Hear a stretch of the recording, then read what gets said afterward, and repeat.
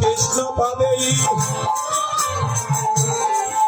আমার রাধা রানীর কৃপা হলেই বদে রাধা কৃষ্ণ পাবেই রাধে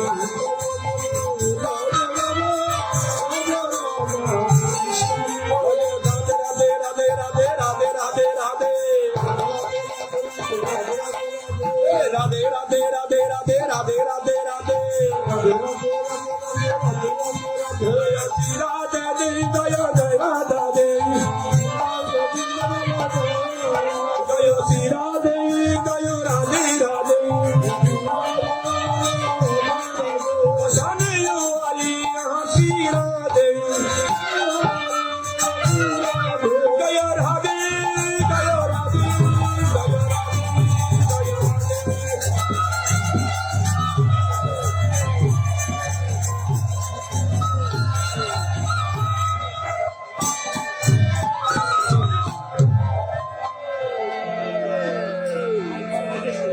একদিন আমার মহাপ্রভু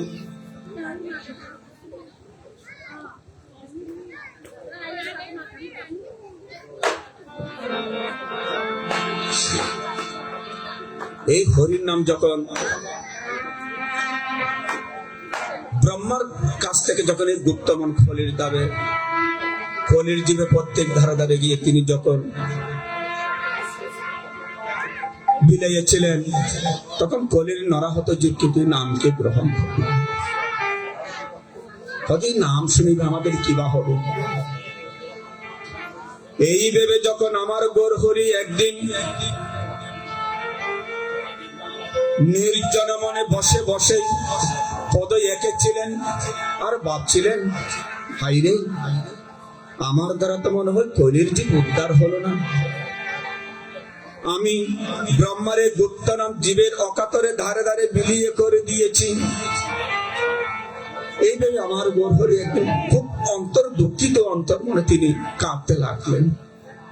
এমন সময় আমার নিত্যানন্দ মহাপ্রভু এসে দেখতে পেয়ে বাইরে তুমি কাঁদছো কেন? তখন গৌরহরি বলেছেন দাদারে আমি তো এই ব্রহ্মার গুপ্ত নাম কলির জীবের দ্বারে দ্বারে অকাতরে বিলি করে দিয়েছি, কিন্তু এই কলির জীব তো কিন্তু আমার এই নাম গ্রহণ করল, তাহলে কি আমার দ্বারা এই কলির জীব উদ্ধার হবে না?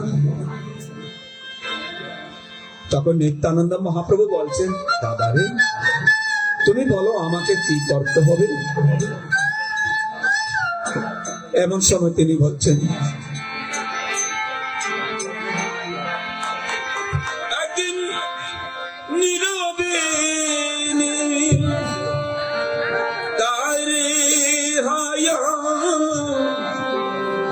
বলেছিল হে ডাকিয়া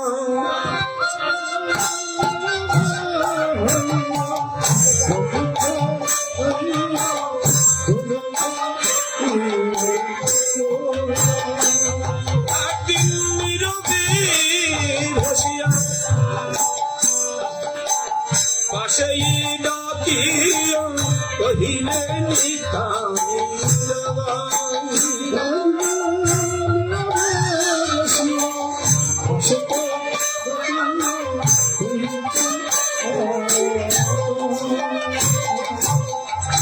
অতি গুজ্জ কথা তোমাকে বলিলাম কি করিতে হবে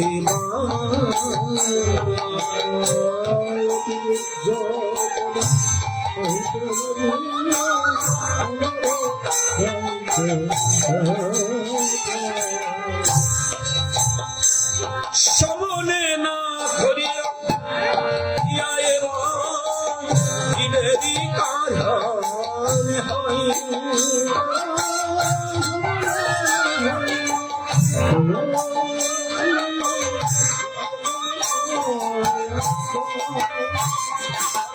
সুখে যেন এ নামে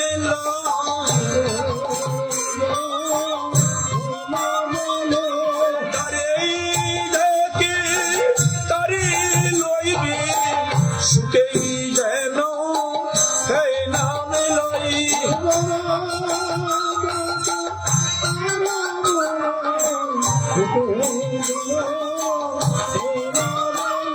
আয় দাদা বাইরে, যদি এ নাম নিতে না আছে তাহলে কি করবে?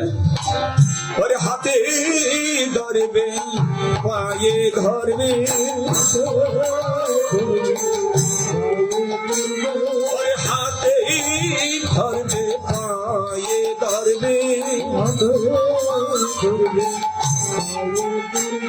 হরি হরির নামে লুয়াইতে করে, হাতে ধরবে, পায়ে ধরবে।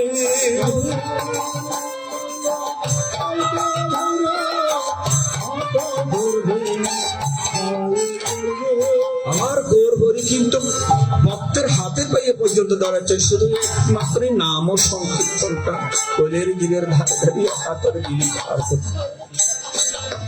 কিন্তু আমরা এমন নরাদম প্রতীক, এই হরির নামকে পর্যন্ত আমরা ঠিকভাবে গ্রহণ করতে পারি, তাহলে আমাদের দশা। তাই দাদাকে বলছে বাইরে, এই নাম নিলে কি হবে? এই নাম নিলে জীবের কখনো ভয় থাকবে না, মৃত্যুকে